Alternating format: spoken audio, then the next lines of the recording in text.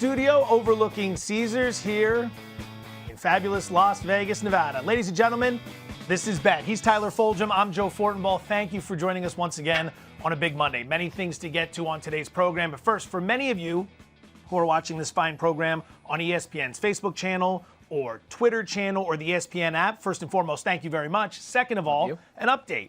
If you are looking to check us out on YouTube, we are official there as well. Go to youtube.com/ESPN Sports Betting. youtube.com/ESPN Sports Betting. Do not serve any wings around us, my friend, because you will ruin both of these shirts. I almost went and changed out of my white, but I left the remoulade sauce that we were talking about on Thursday's show at home so we don't mess up our lovely white tees here. Happy Memorial Day. Thank you. I appreciate it. It's after Labor Day. Well, so after Labor Day. We live in the desert now. We don't have to follow those fashion rules. Wear whatever you want. Another thing, too, if you don't know how to navigate YouTube well, don't worry. Joe and I will do our best to try and tweet out or put out on Facebook a link to the YouTube so you can just click a button and it'll go straight to broadcast of our show Bet here on the ESPN YouTube channel. A very clever way to try to get you to follow him on Twitter. Fall for it. He's quite a pleasure on that platform. All right, it's Monday. We like to play it every Monday. It's called Reaction or No Action. We've got plenty to get to with Game 1 of the NBA Finals. That's going to be Wednesday on ABC at 9 p.m. We got Monday Night Football to get to, but we begin with Reaction or No Action. Philadelphia and Cincinnati played to a delightful 23-23 tie yesterday at Lincoln Financial Field. Not the first time these two teams have played to a tie. 2008, you'll remember they played to a tie. Quarterback Donovan McNabb figured some things out about the rules. Didn't realize we could play to a tie in professional football, which caused quite a stir. How do you play for a tie in that situation? Doug Peterson punting late in the game rather than trying for a long field goal. So I have a reaction to this game. You do? And it was... It was nauseous. It was, I mean, Peterson and the Eagles, Carson Wentz should be embarrassed. With the way the season has started, this is just kind of the cherry on top to tie the Cincinnati Bengals. And I do think Cincinnati is a much better team and is going to keep getting better. Much better team this year is going to keep getting better week in and week out. Joe Burrow appears to be the real deal. But the fact that he didn't just try and throw a Hail Mary, the fact that he punted it, I'm sorry. Like, you are 0-2, and that's not going to sit well with your fan base. Like, just giving in to the tie. I don't think that plays well in Philadelphia, Joe. You know better than I. It does not play well at all, but it does speak to the math-inclined Philadelphia Eagles. The tie got them an edge in the NFC East yesterday. Dallas lost, Washington lost, the Giants lost. I advocated for this last year, Thursday Night Football, Niners-Seahawks. Niners got too aggressive late. They ended up losing the game because they gave it back to Russell Wilson with too much time on the clock. Had they played for the tie, they wouldn't have had to go to Seattle and win in Week 17, which they did anyway. The big mistake here was Philadelphia 1st and 10 on the Cincinnati 41. A minute 26 to play in overtime. They only picked up 3 yards on 3 downs.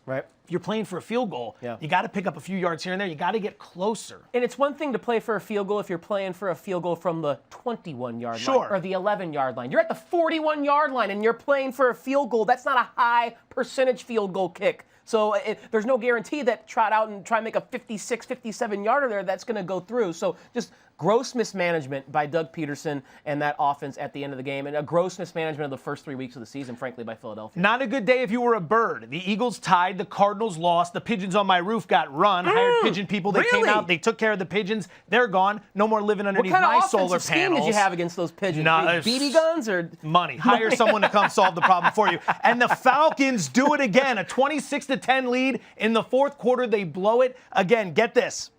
First team in NFL history to blow a 15-point lead or greater in the fourth quarter in the same season. They've already done it twice. They've done it in back-to-back weeks. Can you bet on them at all under any circumstances this season the rest of the way out? Maybe the best way to bet them is live bet them in the third quarter when they're up by 3 touchdowns and the opposing team has like plus 30,000 odds. Go hammer that and you'll win some big-time money on whoever that opposition is. But the reaction here is very plain and simple, Joe. Dan Quinn has got to go. Arthur Blank has got to just do some house cleaning, so to speak, down in Atlanta, because this is just unacceptable. If you're a Falcon fan, you're feeling some type of way. Again, your reaction probably similar to what I thought for Philadelphia fans. You're nauseous, you're sick, you want to vomit. That's how it feels probably to be a Falcon fan right now. So my reaction is, ugh, get Dan Quinn out of here. Let's let's run this thing back and start it over. No more talk. Anyone who wants to tell me Matt Ryan's a Hall of Famer, I don't want to hear that anymore. He came of age in the pass-happy NFL. He's rolled up the stats. He has always had weapons at his disposal. He's a very good quarterback. Matt Ryan does not win, though, and Matt Ryan's the leader of this team. Late in that game, when they needed to put a drive together to get down the field, to put points on the board, to keep Nick Foles and the Bears at bay, they couldn't do it. Nice quarterback, but you can't put him up there with Marino, with Elway, with Montana, with guys of that liking. Speaking of guys of that liking, Phil Simms, he's in the Hall of Fame. He is. He doesn't quarterback the Giants right now. That's Daniel Jones. And the Giants lost 36-9 against the Niners C squad on Sunday. That wasn't the worst of it. The Jets go to Indianapolis and get blown out. Yet again, they lose 30-26. Tell me something. 36-7. I am too busy looking at that Falcons score. I cannot get over the fact that they blew it again. New York sports. Is this the worst sports town in America right now? That might seem harsh, but the Mets, the Knicks, the Giants, and the Jets, New York City, not what it used to be, my friend. Yeah, I got no action on that, though. The Yankees are, bludgeoning people again back into the postseason. The football teams are garbage. There's no doubt about that. The one basketball team, the Knicks, is no good. But the other one, Brooklyn, they might be one of the favorites in the East next year when Kevin Durant gets to play with Kyrie Irving and the growth we saw from Karis LeVert and having Spencer Dinwiddie and DeAndre Jordan back. So there's some optimism there. And Steve Nash now is the head coach. How's that going to play? Because we know how great he was as a player. So don't think they're the worst just because it's by sheer volume of teams, number of teams they have. It's hard for them to be the worst because 10 teams have to be awful. So no action on them being the worst. I will say this. If you're looking for the correct answer, it would be Minneapolis. Minneapolis, my friend. They have all 4 sports teams, but they never win. The Twins, 1 playoff series win since 92. The T-Wolves, 1 playoff appearance since 04. The Vikings, 0 Super Bowls. The Wild, 1 conference finals appearance after the Stars left town in 1993. Moving along, if you are an odds maker, Cincinnati. if you are an odds maker, and we are 3 weeks in, now we got Monday Night Football tonight, so Mahomes and Jackson still to play. If you are setting the MVP list, what are you doing after 3 weeks? Okay, let's kind of workshop this here.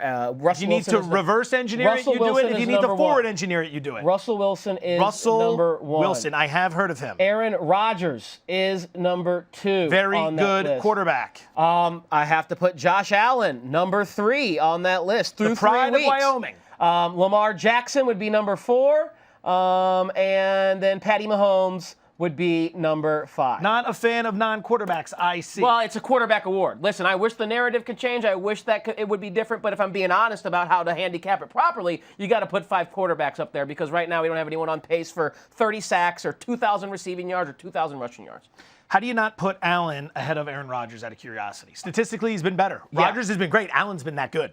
I think statistically, if you look at some of the surface stats, Josh Allen has been better. But if you look at the analytics that really truly show and indicate how efficient a quarterback is playing, that's Aaron Rodgers. Aaron Rodgers doesn't throw interceptions.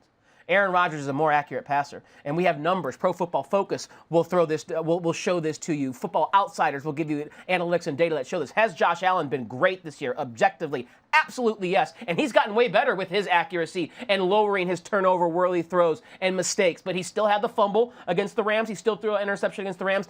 Mistakes don't happen from Aaron Rodgers. Mistakes don't happen from Russell Wilson. So that's why those 2 right now are in front of Josh Allen for me, as great as Allen has been. You mentioned Lamar Jackson. You mentioned Patrick Mahomes. They happen to meet tonight. Monday Night Football, ESPN, 8:15 Eastern is your kickoff.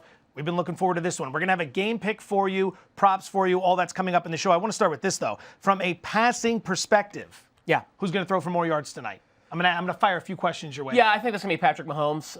Baltimore still, this year, the highest run rate of any team in the NFL, or second highest run rate. I think actually Sean McVay and my Rams have the highest run rate, but they're 1 or 2, Baltimore, right there with the Rams, more surprisingly. But we know that's Baltimore's DNA. So I expect more pass attempts. I expect more yards. I expect more passing output from Mahomes and the Chiefs offense. Bookmakers have Patrick Mahomes' over-under for passing yards 43.5 higher than Lamar Jackson's. Yeah. So that's an indicator that at least the market is telling you Patrick Mahomes should throw for more tonight. Rushing yards, shifting the balance of power just a little bit.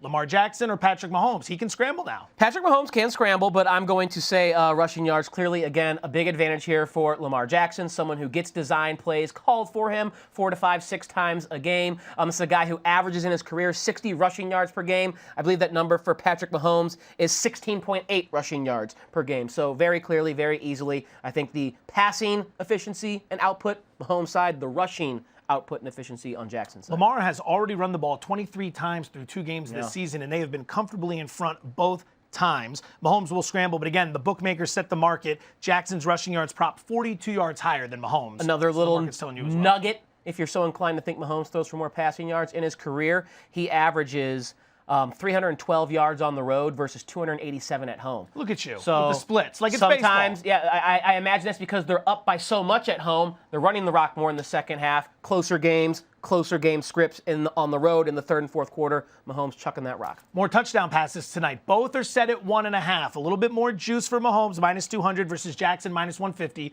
Who throws more touchdown More passes touchdown passes.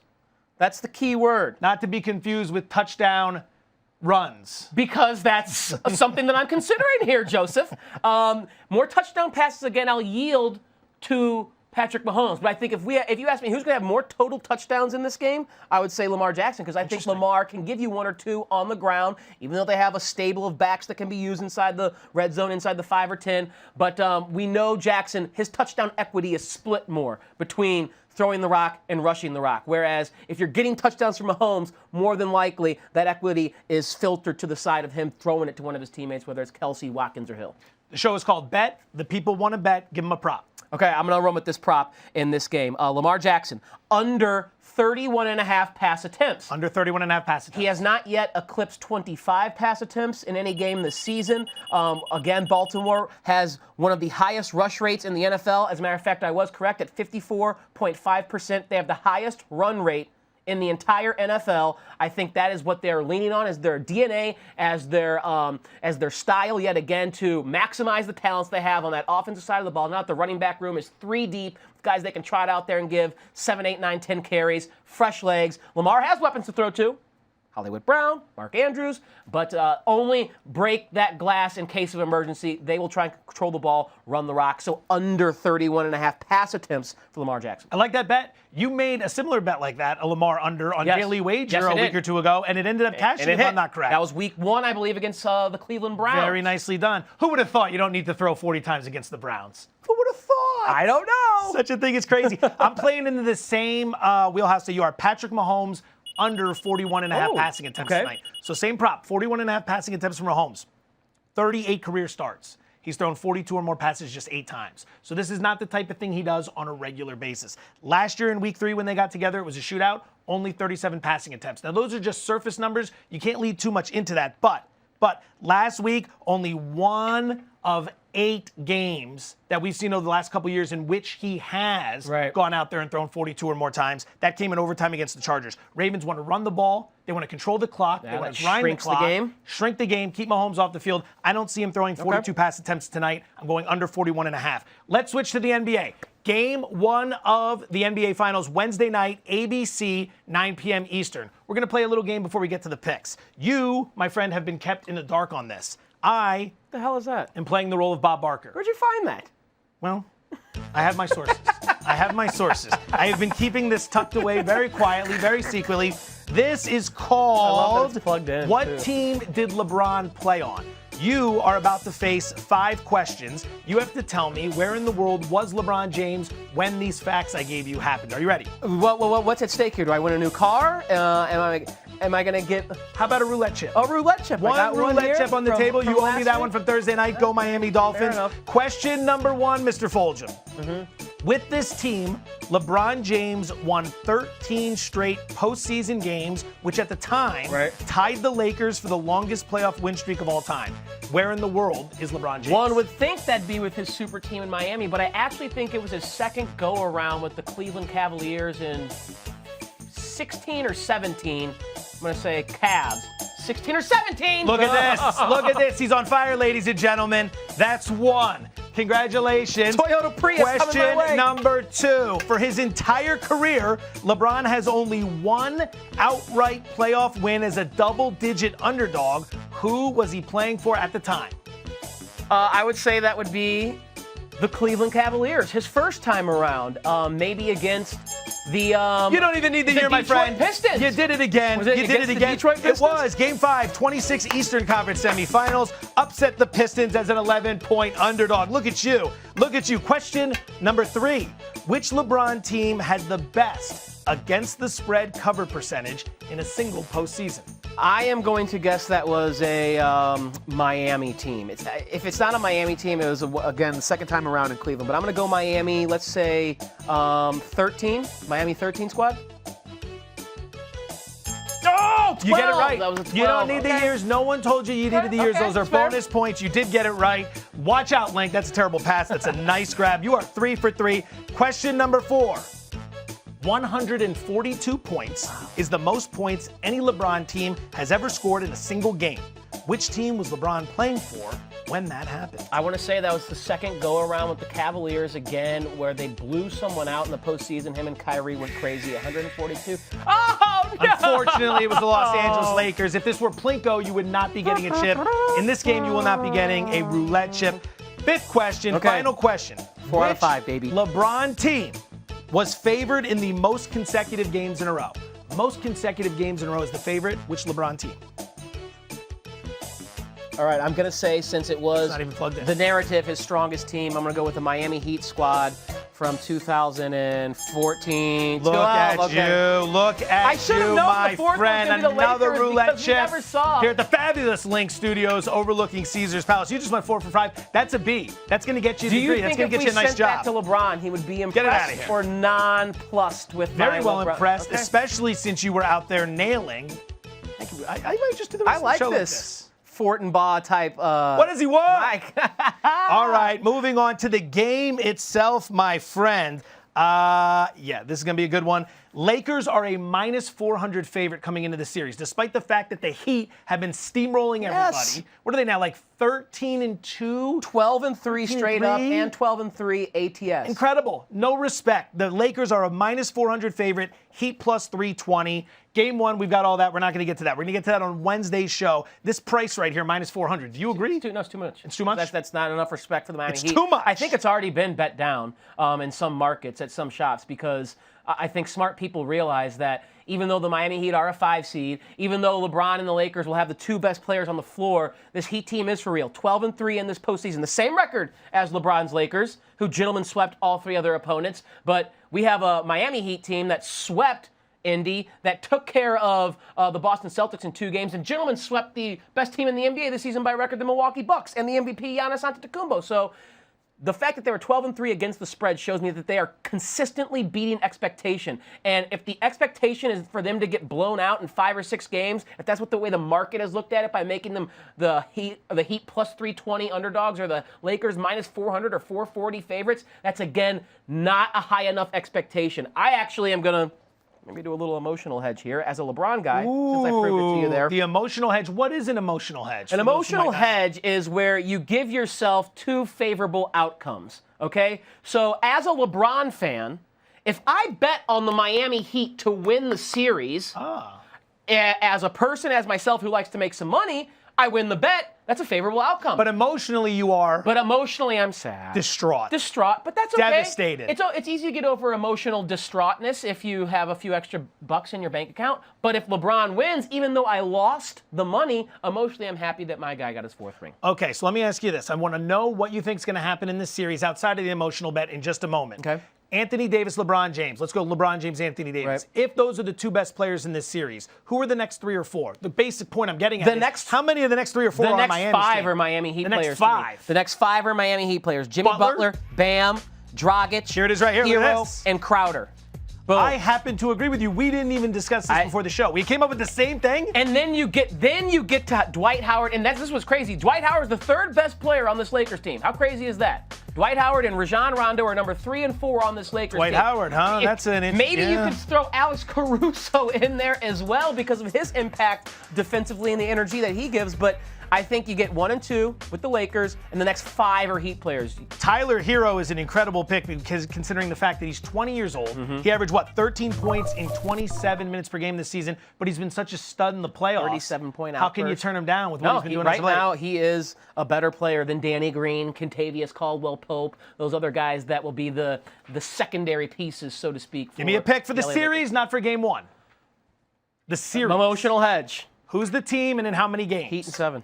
Heat in 7. Look at you. I am going to go Lakers in 6. If I I'm was going to betting bet with Miami. if I was betting with my money, I would say Lakers. Yeah, in 6. if I'm going to bet on the pizza Lakers. money on Miami because I want to root for Miami, I do not want to root for the Lakers here. I don't hate the Lakers, but I want to keep rooting for Miami. Right. Fun team. But if my life's on the line, Joe, you better get this right, or Yeah.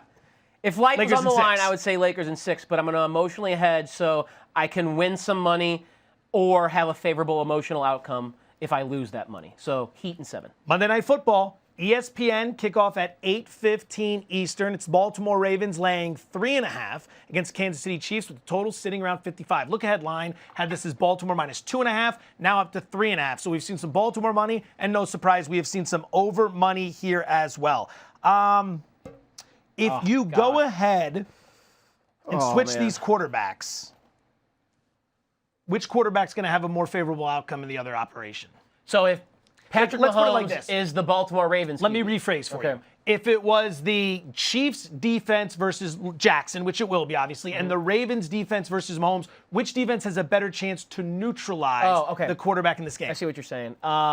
I believe that the better defense is the Baltimore Ravens, so they have a better chance at neutralizing Patrick Mahomes. Who nobody seems Again, to neutralize. I'm not saying that that's going to happen, but you're asking me probability-wise, which defense has a higher probability. I would say that would be the Baltimore defense, because they just have better personnel who can maybe make a play, put some pressure on. Like the Kansas City defense to me is just a middle-of-the-pack defense, and the Baltimore offense is maybe the best in the NFL, and I know that includes the Kansas City Chiefs with their efficiency and how great they can be on the ground, and when they do have to throw, Lamar Jackson is just awesome when he has to drop back and throw off play action or out of structure on the perimeter. So I would say a better chance is Baltimore stopping Mahomes. But again, these are very low probabilities that either quarterback gets stopped. That stat that we just had up there, Patrick Mahomes in his career, 5-0-1 against the spread as an underdog.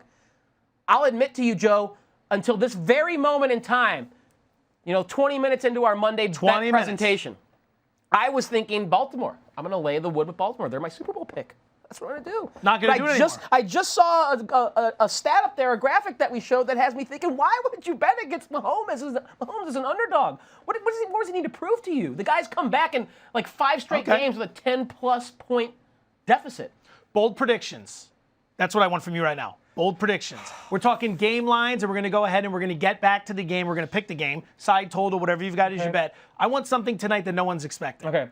I got this one. This one, again, this was back when I thought that Baltimore was going to win this game because, I was doubting Mahomes like an idiot. But Baltimore, again, so strong with that running back room. They'll have 4 different players that rush for 50 yards. Lamar Jackson, J.K. Dobbins, Mark Ingram, and Gus Edwards. 4 players. 4 guys are going for 40 or more. Will go for 50 or more. 50 or more. If you're going to give me 40, I'll take it. That's the easier 200 rushing yards tonight. 200 as a team, and 4 from just, or of those 200, 4 are getting 50. All right, I'll give you one as well. Mahomes throws 2 or more interceptions tonight. And that might not seem like a lot, but Mahomes has thrown 2 or more interceptions in just 4 of 38 career starts. Very rarely happens. 2 or more INTs in just 1 of his last 26 starts. Can you guess which game that was? It was Baltimore? a big one.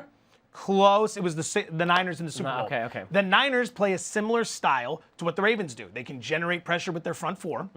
While dropping 7 in the coverage. That's the way to do it. That's the blueprint the Chargers have laid out. That is the way I'm going to say limit Patrick Mahomes because you don't stop Patrick Mahomes. You've got the back-to-back travel situation. The Chiefs had to go to L.A. to play the Chargers. They go to overtime. Now they got to come across the country. Maybe a tip pass here, maybe one mistake there, maybe Marcus Peters, former teammate here. I'm going to say Mahomes has 2 or more interceptions tonight. All right, that's bold. That is bold. Okay, those are bold predictions. Now just predictions. Game prediction, what do you have? Dang it. Well, you think... It doesn't stop. It is called bet, though, Weimer so will you be knew it was mad coming. if I just pivot and go rogue here and switch my pick? Let's find out. I had Baltimore. Let's find out what the I said producers Baltimore, do Baltimore when you go is my against the Super Bowl graphics. pick before the year. I think they've taken their game to another level as 3.5-point favorites at home. That extra half scares me, and I just saw that stat that our producer Weimer put up there to give some more further context to how great Patrick Mahomes has been. 5-0-1 ATS as an underdog. 3.5's too much. I'm sorry, Weimer. I'm going rogue. I'm switching. I'm not taking Baltimore minus 3.5. I'm taking Kansas City plus 3.5. Kansas City plus 3.5. All right. You and I talked about this last week. You like the Ravens. I love the Ravens. You kind of talked me into it as well. I like the Ravens as well. I am going to lay the points tonight. So this is a roulette bet. So now right it's a here. roulette bet. Now it is officially become a roulette bet. Here's your one back. Miami. From, thank you, sir. We're 1-1. From Fitzpatrick. You got me in the Thursday night game with the Bengals when I had the Browns. I got you with the Dolphins over the Jaguars. I will take the Ravens tonight. This is moved from 2.5 to 3.5. Like I said, if this were the playoffs, I'd be going Kansas City because I do not trust John Harbaugh and Lamar Jackson in the postseason. Wow. But it is the regular season. And this is where Jackson and Harbaugh shine. Like I said, they've got the blueprint to figure it out. The travel situation stings me a little bit. I don't trust Kansas City's defense. I'm laying the 3.5 with the Ravens tonight. Wow. We, speaking of picks, need to recap some picks we just made last week. The Parlay to Paradise. Are we retired yet? Is the question. We are not even close. For those who don't know what this is, every Thursday, it's a 9-team parlay. He makes 4 picks. I make 4 picks, and we bring in a celebrity guest picker. Can we see the picks to show the fine people how we did? Hey, we're still waiting on Look at you, 2-2. Not bad. Not bad. Tyler goes 2-2. I had the money line Green Bay. That helped. Two of my more confident picks were Arizona and Tennessee to cover, and that did not happen. Arizona losing outright. Stanford Steve let us down as well. So I do like the over. Troy was AC dead Baltimore. from the absolute beginning. I turned that game off almost immediately. I regret that bet with every fiber of my being. The Patriot bet was fantastic. John Gruden, thanks for settling for the field goal at the end of the game. You went from a 2-score game to a 2-score game. The Giants, just as bad as Troy, and I got one more pending tonight. Stanford Steve, thank you for taking a shot at it. Yeah. 50 grand, $50 to win 37 grand. 37 large. Did not win. All right. Guess what starts tomorrow? Our pursuit for our next week's Parlay to Paradise. That's part of it. See if we can get more right next week. Major League Baseball playoffs. The playoffs. It is September. Baseball playoffs, Stanley Cup final. We've got so much going on. You know what I like in this year's MLB postseason too? What's that?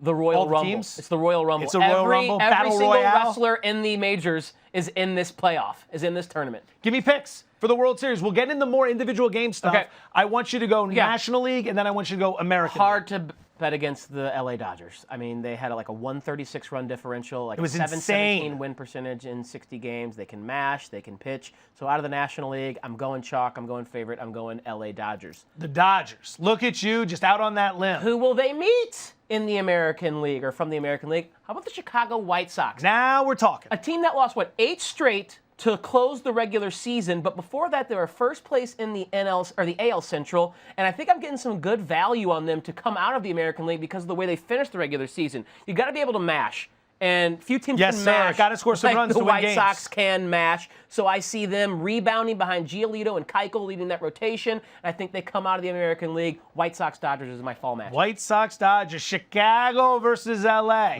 White Sox probably end up winning because the Dodgers, we all know how it goes when they get there. I am nowhere near you. Okay. A lot of times you and I have some agreements. National League, the Cincinnati Reds. Cooking with gas. Listen to Joey Votto. He says they're an expletive nightmare right now. They closed the season 11-3 over the last 14. I want pitching when I'm making predictions in the playoffs. I want pitching. This team 4th in WAR amongst all pitching staffs. 1st in K percentage, 2nd in opposing batting average. Opponents only hit .213 against these guys last season. Trevor Bauer, Cy Young candidate, in Luis Castillo, in the Sonny Gray. It's the Cincinnati Reds in the National League. In the American League, it's the Battle of Ohio. Give me the Cleveland Indians.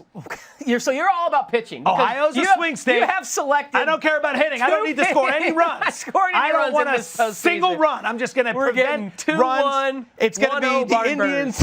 I like them to at least beat the Yankees. I do like them a lot here. Shane Bieber into Carlos Carrasco. Playoff experience from 17 and 19. Zach Plesac, too, is the number 3 guy with a 2.28 ERA. It's going to be the Battle of Ohio, the Indians, and the Reds. It's a swing state. This is going to be a big couple months for the state of Ohio. You bring good analysis there in terms of data. Pitching is the great equalizer. I feel like the trend recently, though, has been teams that mash in the postseason, whether they're doing it legally or ethically or not. If you can hit, that's usually won you a World Series. All right, so there we have it. The Battle of Ohio. Battle of Ohio. The White Sox versus the Dodgers. We'll get through all that stuff come Wednesday, come Thursday. Wednesday, we've got 8 baseball games. Wednesday's going to be throughout the course of the day. They're going to be all over ESPN, all over ESPN2. So we'll have that breakdown for you. I'm sorry I didn't bring your remoulade, but you didn't bring my oysters today, so. Crab cakes. Crab cakes? So you're going to do crab cakes? Remoulade crab cakes. We dressed like people who can't be eating. Yes, no. I can't touch anything on the way out of here. I'm going to have to hire security to get me out of here. Some barbecue ribs. KC's playing tonight. If you were eating ribs right now, how long could you go before you spill something on that shirt? No napkin. 17 and a half seconds. How many bites is that? 4.3. 4.3 bites in 17 seconds. That's 4.3 bites is also 3.2 ribs. That's 3.2 ribs. Show's over. Thank you for tuning in. We're going to be back Wednesday. We're going to be back Thursday. Enjoy the games tonight, everybody.